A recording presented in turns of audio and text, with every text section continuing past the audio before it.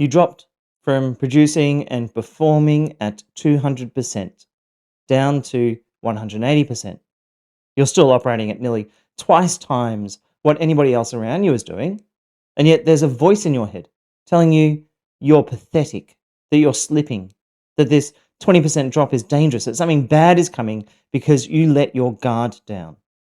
You look around at other people and they're operating at 80% and 90%, and they seem fine. They're not ripping themselves to shreds. They're not lying awake at night cataloging every mistake that you made that day. They're not bracing for an explosion that never comes. But you can't seem to get there. Every small imperfection feels like a threat, like the whole world has come crashing down. Every moment of rest feels like you're failing at something. If that's you, if you hold yourself to standards that would be unreasonable for anyone else, then tear yourself apart when you fall short, this video is going to help you understand why. And more importantly, what you can actually do about it. This is Stand Again, a lived experience platform for male victims of family violence. I need your help to make this channel grow, so if this content helps you, please like, subscribe, and add the words Stand Again into the chat. Let's talk about this phenomenon. There are three things that tend to drive this pattern, and they compound on each other in ways that make the whole thing feel like it's inescapable, even though it's not. The first is external diminishment. In the abusive relationship, you were constantly told you were not good enough. Your contributions were minimized. Your efforts were dismissed. And that served a purpose. It drove you to push harder, to provide more, to perform better. The goalposts moved constantly. What was acceptable yesterday triggered an explosion today. You could do the exact same thing 10 times in a row, and on the 11th time, all hell would break loose. That unpredictability trained your nervous system to never relax. If good performance does not guarantee safety, you have to perform even better than that, and then better, until you're operating at levels that would be unsustainable for anyone, but feel absolutely necessary for you to survive. The second is your pre-existing vulnerability. For many men, this pattern didn't start with the abusive relationship, it started earlier. Maybe achievement was a route to approval in your family. Maybe competence was how you earned safety or belonging. Maybe you already carried a template that said your worth was tied to your performance. The abuse didn't create that template, it just exploited it. It found the wound that was already there and pressed on it hard. So now you're dealing with layers. The original programming that said performance equals worth, and the abuse that weaponized that programming against you. The third, and this is the one that often gets missed, is your threat radar. People call it hypervigilance, but that's describing the activity, not the purpose. The purpose is threat reduction. Your brain learned that small mistakes precede severe punishment. A slightly wrong tone, standing the wrong way, breathing too loudly, not responding perfectly within milliseconds of being woken at 3 o'clock in the morning. In that environment, scanning for imperfection was not neurotic, it was survival. So now you scan constantly. You monitor your own performance at a granular level that would exhaust anyone. And when you detect a drop, when you notice you're not performing at 100% perfection 100% of the time, your threat system activates.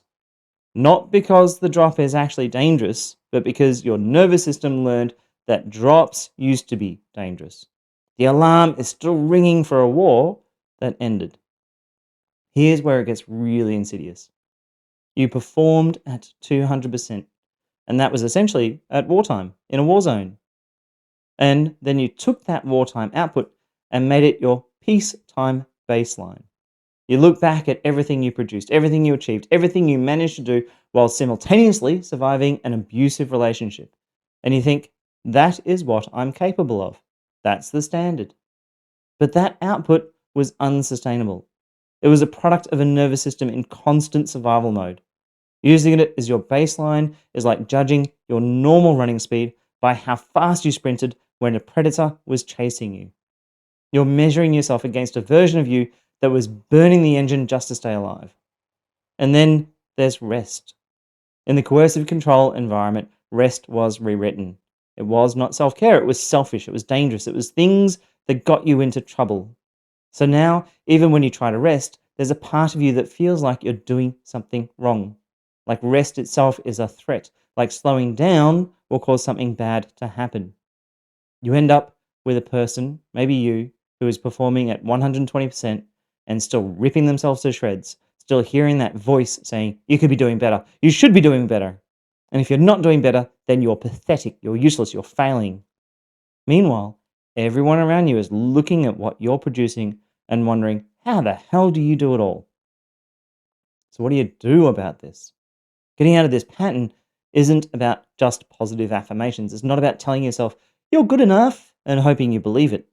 Your nervous system has been trained for years to equate imperfection with danger.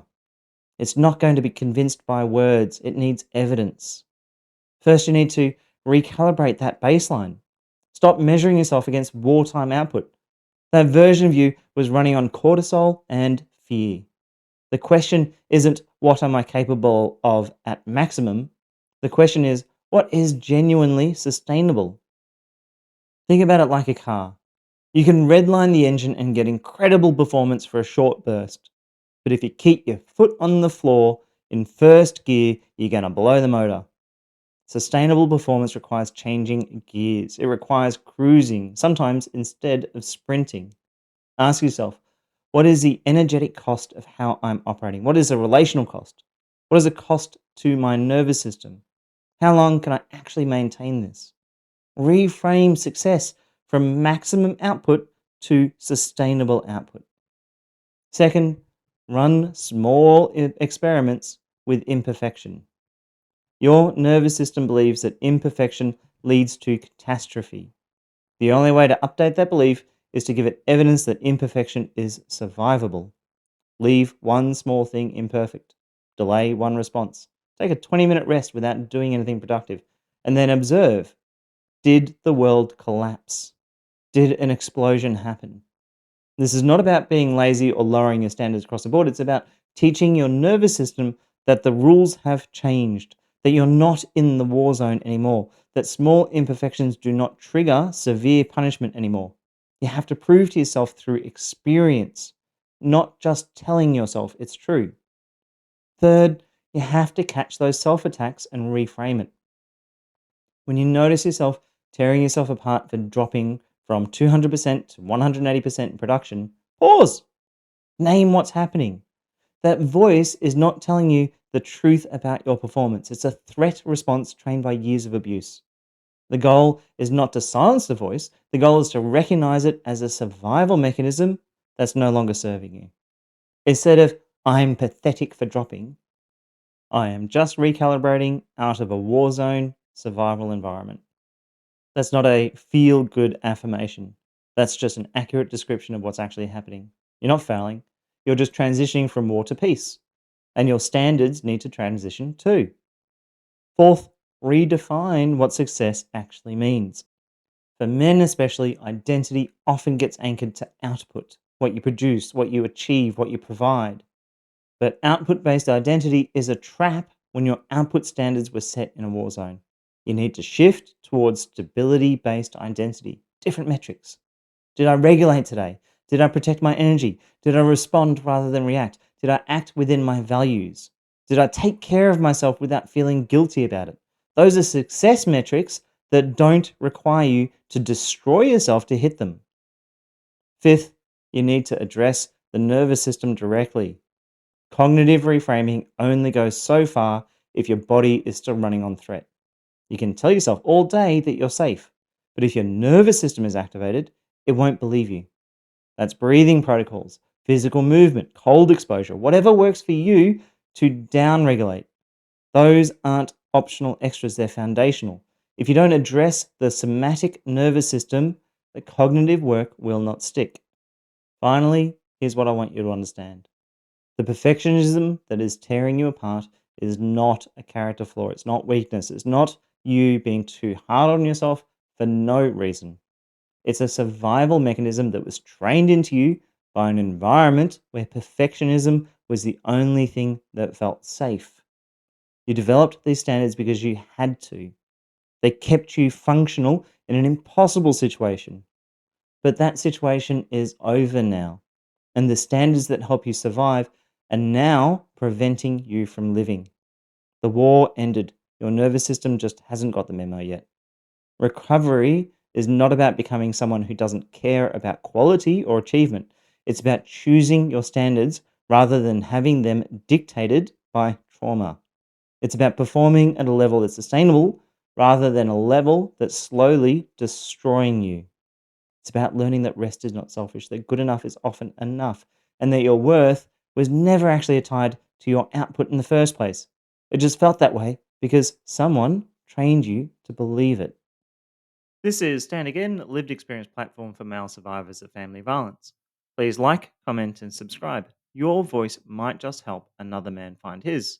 If you're looking for one on one support, you can book coaching with a member of the Stand Again team. Simply visit standagain.com.au, where you will also find grounded information on surviving and recovering from family violence as a man. As always, remember that no matter how many times you've been knocked down, you can stand again.